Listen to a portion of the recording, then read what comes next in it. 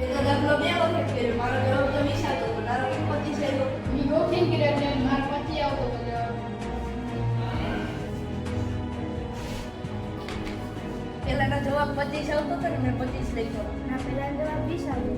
અરે મેં મારા મિત્રને પૂછ્યો તો મેં કીધું 25 આવે. મારો એક માર્ક ઉડી ગયો. મેં 2 વાર પડ્યો તો મારો જવાબ 20 જ આવતો હતો, પણ ઓલાની વચ્ચે છે 25 લખ્યો.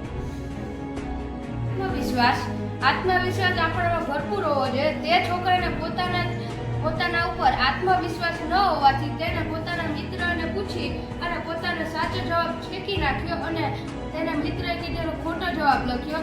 આપણે પરીક્ષામાં કોઈ દિવસ ચીટિંગ ન કરવી જોઈએ અને આપણો જવાબ લખવો જોઈએ, નહીં કે કોઈ બીજો.